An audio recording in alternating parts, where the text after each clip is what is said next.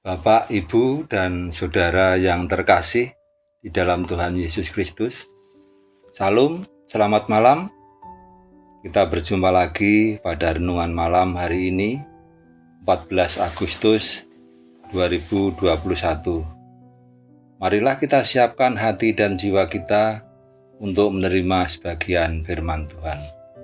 Sebelumnya, marilah kita berdoa terlebih dulu menghadap Tuhan, supaya firman yang kita terima bisa menguatkan iman percaya kita pada Tuhan. Mari kita berdoa.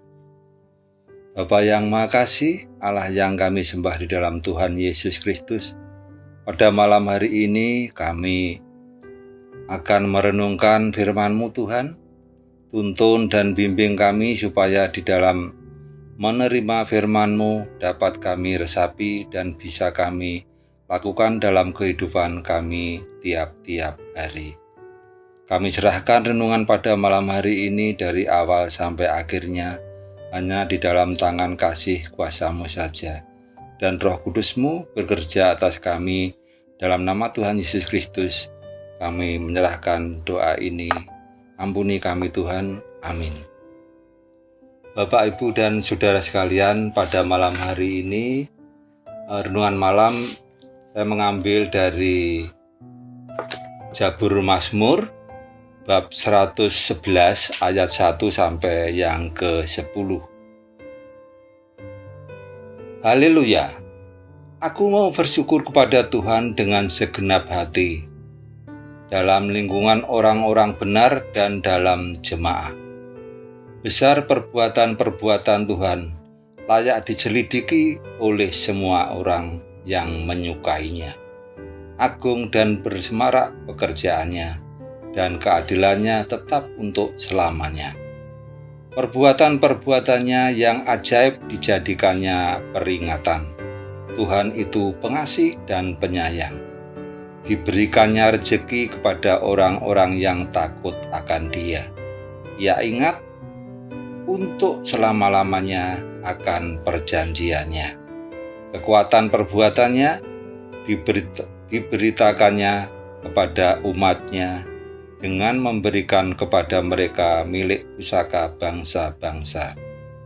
Perbuatan tangannya ialah kebenaran dan keadilan. Segala titahnya teguh, kokoh untuk seterusnya dan selamanya, dilakukan dalam kebenaran dan kejujuran. Dikirimnya kebebasan kepada umatnya, diperintahkannya supaya perjanjiannya itu untuk selama-lamanya. Namanya kudus dan dahsyat. Permulaan hikmat adalah takut akan Tuhan. Semua orang melakukannya, berakal budi yang baik. Puji-pujian kepadanya tetap untuk selama-lamanya. Sedemikian jauh Bapak, Ibu, dan Saudara sekalian, pembacaan firman Tuhan pada malam hari ini. Bapak, Ibu yang terkasih, setiap kali kita memandang langit dan menyadari bumi tempat kita berpijak, kita akan dibuat kagum oleh perbuatan tangan Tuhan yang begitu besar, yang telah menciptakan alam semesta ini. Banyak orang terkagum dengan karya-karya Tuhan yang begitu besar, namun seberapa banyak orang yang terdorong dan memiliki kesukaan untuk menyelidiki karya keagungan Tuhan? Satu contoh, semua orang melihat bahwa semua benda yang jatuh pasti mengarah ke bawah. Namun, hanya sedikit orang, dan salah satunya adalah Isaac Newton, yang terdorong untuk menyelidikinya, sehingga akhirnya dia menemukan apa yang disebut sebagai gaya gravitasi. Penemuan hukum gaya gravitasi ini memberi manfaat yang sangat besar bagi kehidupan manusia. Salah satunya adalah sebagai prinsip dasar dalam pengembangan ilmu penerbangan.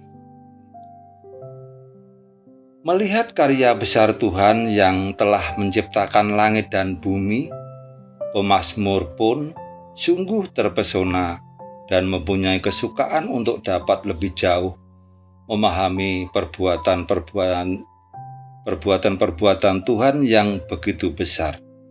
Ketika pemazmur mencoba untuk memahaminya, maka dia menemukan sebuah rahasia kebenaran, yaitu sikap takut akan Tuhan.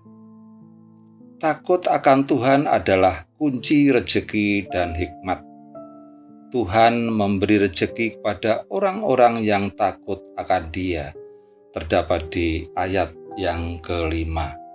Dan takut akan Tuhan adalah permulaan hikmat, ayat yang ke-10. Dengan demikian, siapa takut akan Tuhan, dia akan mendapatkan rejeki dan hikmat. Rejeki dan hikmat, dua-duanya kita butuhkan. Apalah artinya mempunyai banyak rejeki tetapi kurang berhikmat?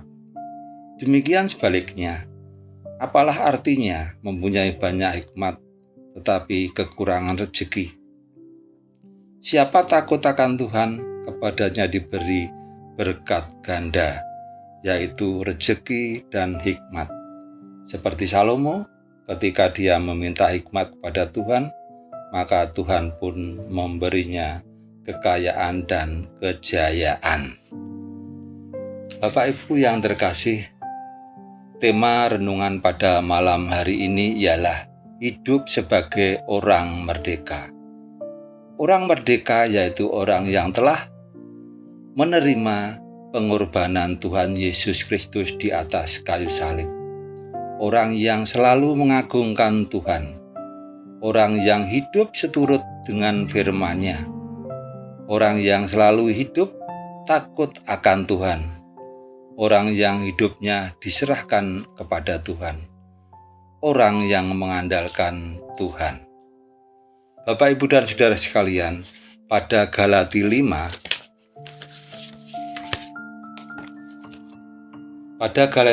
mengatakan, supaya kita sungguh-sungguh merdeka, Kristus telah memerdekakan kita. Artinya, kita merdeka karena Kristus telah memerdekakan kita. Tetapi di Galatia 5 juga, ayat yang 13 dan 14 mengatakan, kita diingatkan supaya di dalam menerima kemerdekaan tidak boleh diterima dengan seenaknya saja, atau dengan kata lain, kita harus menerimanya dengan tidak berbuat dosa. Tetapi kita harus hidup dengan kasih, hidup dalam kasih, yaitu kasihilah sesamamu manusia seperti dirimu sendiri. Amin. Tuhan memberkati.